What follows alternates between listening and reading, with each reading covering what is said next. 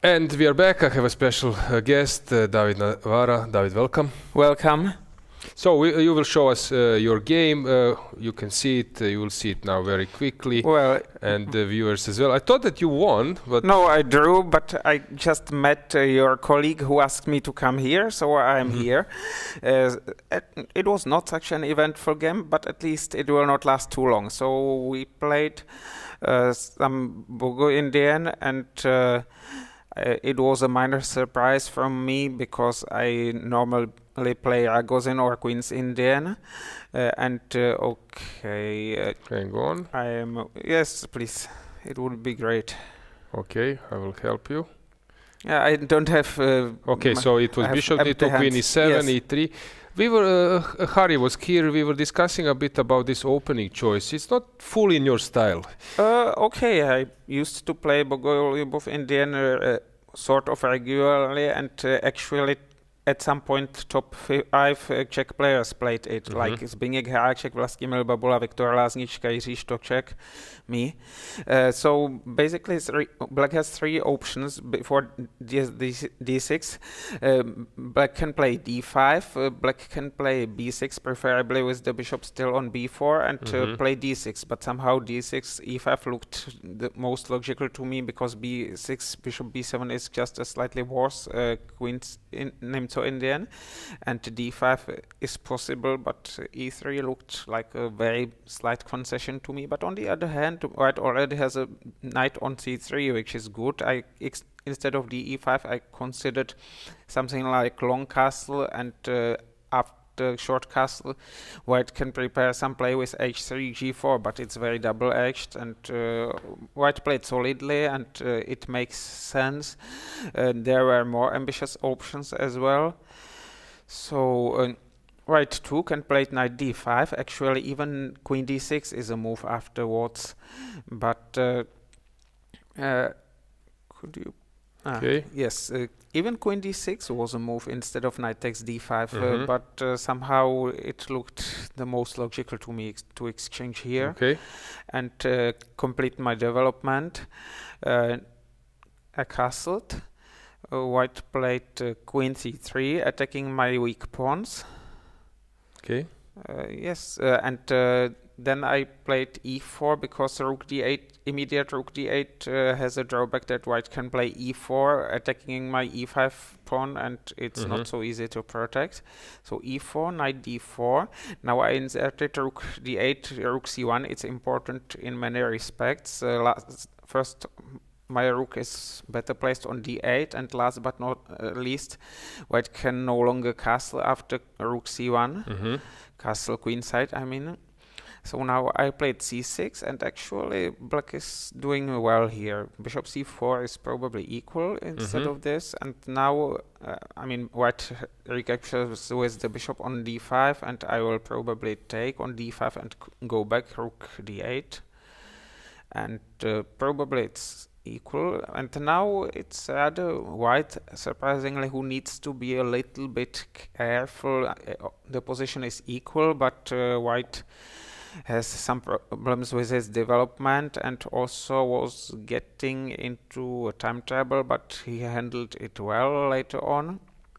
So bishop e2, then you went this queen g5, which was very nice. I expected g4, and then I wanted to play bishop e6, h4, queen e7, and it's not so clear if provoking g4, h4 is such a great idea, but I am always able to meet h4, h5 with h7, h6, preventing kingside attack, and white could then probably bring his king up through f1 to g2 with approximate equality. So I was a bit surprised to see king f1, and I wanted to exploit it by exchanging the defender before white could play h4, g3. So bishop g4, queen c2, attacking e4. Yes, it was not forced, but now I originally wanted to play rook d6, g3, rook a d8, but rook c2 is a bit of a problem, and it's very much equal. So I went for queen a5, and I even considered it very moderately promising. Like I saw a line where white plays g3, temporarily sacrifices 2 pawns, regains one of them with counterplay, but okay, it was some play, but rook c2 was a good move. Now I took a pawn, and now queen e6, king g2, and I should have at least tried g6 first, then after queen e6, king g2. Would you please play queen e6? So first move is g6, right? Yes, queen e6, king g2. So queen e6 Queen first. e6, please. Yeah, yes. I would love to play it, but it's not so simple. Sorry, David. Yes, okay. So I wanted to stabilize my position, but white has compensation because my pawns are weak. I have 3 weak pawns, like a7, c6, e4, and now g6 was a little bit better than what I played, because after rook d1, black has at least rook d5, or even if black takes on d1, it's a tempo up compared to the game. Of course, white can play rook hc1 or rook a1 instead with full compensation, but at least we are playing, and white did not have that much time left. I played rook d6 instead. Rook d1 followed. So instead of king g2. Sorry. It was a surprising change of the position. Sorry. Very unexpected. I have to press say. another. So we have technical issues. Yes. Very hard for me to work this way. Sorry, David. Looks more promising for our team. Maybe we should. Yeah, this here. one you would. Yes. So queen e6, king g2. And rook d6, rook d1. Now the problem is that rook ad8 would be met by rook c takes c6. No, please. Instead of rook takes d1, rook ad8 allows rook takes c6. Tactics. Yes. So I don't know how is this sort of pin called. It's Melchian cross, or I don't know English name. I would take on d1 probably, but then white takes on e6 and plays queen c4 or queen g4, and if anyone is better, it's white. Surely white is better. So instead I exchanged on d1 with a loss of tempo compared to earlier g6, and now queen d4 followed. I realized how weak my pawns were. Okay, I realized it on the next move and played queen d5, which was sort of a reasonable move. And now after queen c4, I could have tried at least something like rook ad8, rook d8. Queen takes c6. Queen takes c6. Queen f5. No, please, not this way. Not to the endgame, yeah. Queen f5. Rook c1. I am not sure if it's the only move or not, but it looks so. Queen f3 check, king g1, rook d2, rook f1, and unfortunately I'm not even winning a pawn. g5 ideas don't work either, because there is always some nasty check somewhere.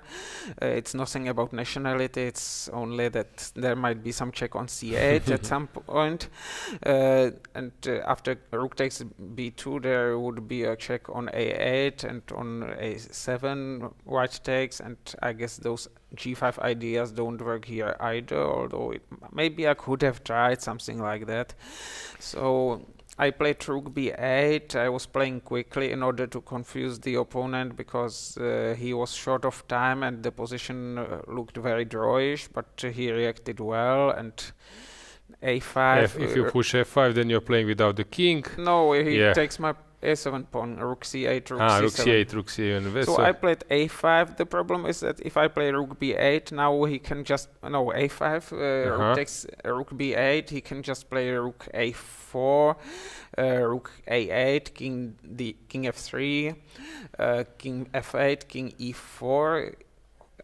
King e7, king d5, and black can never ever win this unless white decides to take on a5. But white has active king, white is completely safe.